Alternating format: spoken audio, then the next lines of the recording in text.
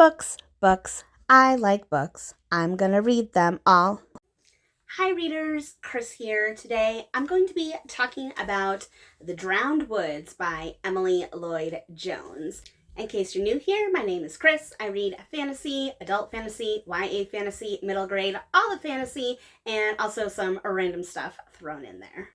As always, I'm going to be breaking down world building, characters, and plot. But first, I'm going to give you a quick setup of this book, The Drowned Woods. So basically, this story is about a young girl named, and I'm not sure how you pronounce her name. I think it's Meririd, I don't know, Mare for short. She's a young girl and she was born with the power to control water. She is known as what is a water diviner. She was taken from her family at a young age and basically put into servitude with the prince of this country where she lives. And this prince, he wasn't a good guy, so he used her and her powers to do a lot of not so great things. I think, well, I don't want to give anything away, but let's just say he used her power for evil and not for good. But she has finally gotten away from him, but she's not really free of him. She's kind of living in hiding right now. She just kind of lives day to day, trying to stay out of, off his radar, etc., etc., etc. So she's just kind of doing her own thing, pretending to be someone else, trying to work at an inn, when all of a sudden this guy named Renfrew, who was basically her old handler, like the one who actually took her from her family, took her to the prince, kind of helped raise her and teach her. He finds her and is basically like, hey, I know that what I did in the past was messed up, but now I think I have a way to take down this prince, take him down and take him out forever, and I need your help because you're a water diviner, and I specifically need a water diviner for this heist that I want to pull off. So long story short, what we have here is the setup for a magical heist. So the beginning of the book is really kind of this putting a team together type story. If you've seen any heist movie, if you've read any heist book, you probably know what I mean. You need people with specific skill sets to kind of come together and make a team so that the team can go and get an object, which of course in this story is a magical object, and this is going to solve everyone's problems because the prince is going to go down and Mare can finally get the freedom that she so wants. But of course, the book would be boring if it was that simple, so things are never that simple. So let me start with the world building. So like I mentioned, our main character, Mare, does have powers. So magic is a thing in this world. People have magic. However, the beginning of the book makes a point to say that even though there is magic, that people are afraid of it. So for example, like I said, she was taken from her family at a young age. Her family had no problem getting rid of her because any child that's born with some sort of ability, people think that they're touched by fairies or something, that there's something wrong with them. So the story makes a point to say that right in the beginning of the book to set up that this is an issue. But that never really goes anywhere. That doesn't really continue with the rest of the story. Everyone that Mare comes across in this heist, all the people in the crew, none of them really, well, except for one guy, but none of them really, have anything against her because she's a water diviner. So I don't know what the point of, that whole setup was. I don't know. So, number one, Mare as a water diviner, the magic in this world. I don't really know what the book's trying to say about it, but not a big deal. Number two, we have another character who I will talk about a little bit later, but this character, this guy, is explained here on the flap of the book as being fae cursed. So yes, there are fae or fairies in this world, and they do play an important part in this one character's storyline. However, again, most normal people in the world don't really know that they exist, or if they do, they think that they're just myths or legends. Again, the story makes a point to let us know that fairies, fae exist in this world, but then they don't really do anything with it. I think if there was ever a sequel to the book, there is some setup in here for like a story that could possibly continue. But as far as this book goes, the book that I just read, that I'm reading now, there's not enough in here about that. So overall, I feel like the world building is a little bit weak. It's a little bit weak because there's all these things and we don't really spend that much time exploring them. We don't spend that much time exploring the who, what, where, when, why. There's no description or exploration into why Mare even has these powers. Like, I don't know. It's just weird, and I don't personally think that it's very well developed. So I'm going to talk about the characters, starting with our main character, Mare, the water diviner. I do think that the book does a really good job of explaining the different ways that Mare can use her power. Because when you hear water diviner, you think, oh, she can control a river or the ocean or that stuff. But no, this book actually goes deeper and says like, hey, humans are made up of like, what is it, 80% water? Like she can actually pull the moisture like from your skin and either like drown you in your own like sweat, or like she can pull moisture from wood and make it do all sorts of things. Like when it says that she's a water diviner, I mean, even the tiniest minuscule of water, which exists in a lot of places, she can manipulate. So I think that was really cool. I think that level of detail is really cool, which kind of makes it even more annoying that the world building doesn't explain why she can do all these things. But anyway, so that I did like about her character. I also like that she kind of has this troubled past. She has this backstory of, she's done some really horrible things in the past and now she's trying to atone for them. I will say that the book is a little wishy-washy though on how much Mare knew that she was doing bad, I guess, for lack of a better word. So as I mentioned, she was raised for this prince and this prince used her to do all these things.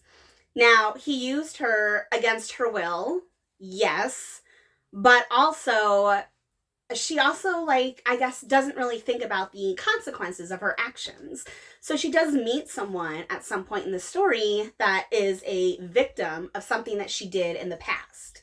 And I think rightfully so, that character has a very real reason why he should not like her and maybe even possibly want to harm her because of what she did in the past. And while I do think that she feels bad about it, I don't think the book went as far or as deep as it could have gone into like what it would feel like or be like for someone to truly atone for something atrocious. I don't know. That's just my thoughts anyway. So now let's talk about some of the other heist characters, starting with the one guy I mentioned, Renfrew, who is basically Mare's handler.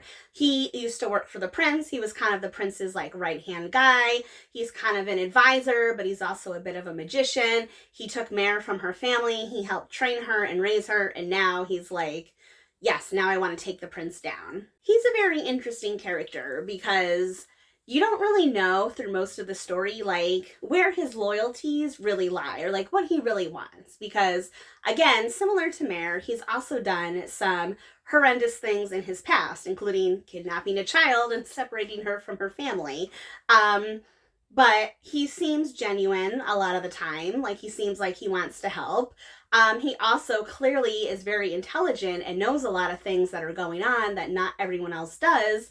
But there is some question as to, what he's really trying to achieve. And I think that probably makes him one of the more interesting characters. I do wish we had gotten a little bit more with him, a little bit more inside his head. Because, again, I think his split loyalties and kind of conflicting objectives were interesting and would have been made more interesting if we got to know a little bit more about where he was coming from. Like, we're told at certain points in the plot, like, oh, he's doing this because of this reason, but I think if the book had shown instead of told, that would have come across better. And speaking of show don't tell, that brings me to Fane, a fae-cursed young man. And Fane is also another fun character because he comes with a mysterious corgi. Yes, that's right, a corgi that may or may not be a spy. We meet Fane pretty early in the book, and there's obviously something off about him, something special about him. Like I said on the flap, it says that he is fae-cursed, but we don't really find out what that actually means until much later in the story. And I feel like if I talk about it too much, it's probably a spoiler, but let's just say that he has both abilities that come from the fae. He also has loyalties, let's say, to the fae. He's connected to the fae in a lot of ways. And so I think that this makes him an interesting character. He's very mysterious, very mysterious. We don't know a lot about him. And when Mare first meets him, she also doesn't know a lot about him. And I think his mysteriousness makes him very attractive to her. And again, it doesn't hurt that he has an adorable corgi who is there throughout most of the book. But honestly, as a animal lover myself, more corgi definitely would have made this book better. More corgi. Who doesn't want more corgi? The one other character that I want to mention is this woman named Ilfana, who is described as being a lady of thieves because she is the daughter of two women who run the thieving guild in this world. And not just any thieving guild. They're like the top of the top. So they're like responsible for keeping everything in line in the city, etc., etc., etc. Now our main character, Mare, had a torrid love affair with Ilfana many, many years ago. But then Ilfana, being the lady of thieves that she is, basically kind of stabbed her in the back and betrayed her in a way. And again, we find out later in the book that the betrayal that happened may not have been what it seemed. That's all I'll say. But again, it raises up this question of, like, the book makes it seem like these characters are doing bad things, but then it also kind of tries to backtrack and go, oh, well, they weren't actually that bad because there were some other things going on. And it's like, just pick one. Like, it's either bad and it was bad, or if it wasn't that bad, then it wasn't that bad, and that's fine. But I feel like it tries to, like, have it both ways. It tries to make Ilfana seem like this, like, cold-hearted, like, badass thief character, which would have been super cool.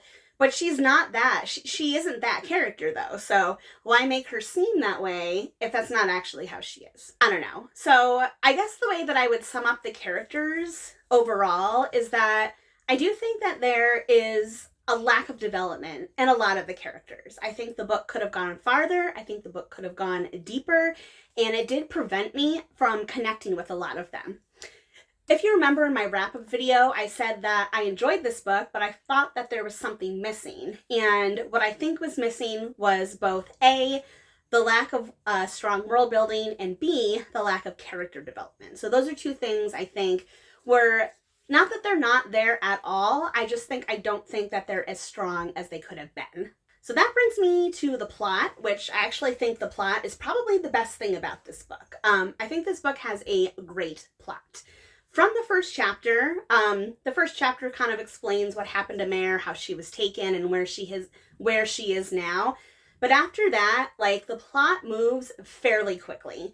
Renfrew shows up right away. He says, hey, I've got a job for you. They get the crew together. They go on their heist. The heist happens. There's consequences. It ends. Like, it moves along very, very quickly.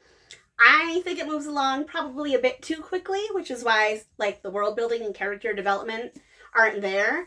But I can't knock the book for being fast-paced. I do enjoy a fast-paced book. I don't like books that are just filled with a bunch of filler or fluff, like some of Stephen King books tend to be. So I say that's a positive about this book. This book also has a very interesting ending. And It's not something I can talk about without going into spoilers, but I'll just say that it was unexpected. I did not expect this book to end the way that it did. I don't personally know where the story can go from here, but it did drop little hints as to things that could possibly be addressed in the future, so I don't know. We'll see if there's a sequel that ever comes out. I have no idea. So just to recap quick, this book was just okay for me. I think it has a great plot, but I think that the world building and the character development could have used some extra fluff. But again, that is just my opinion. Have you read The Drowned Woods? Have you read anything else by Emily Lloyd-Jones?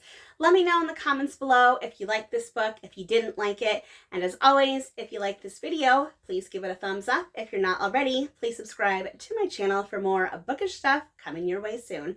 All right, everyone, happy reading.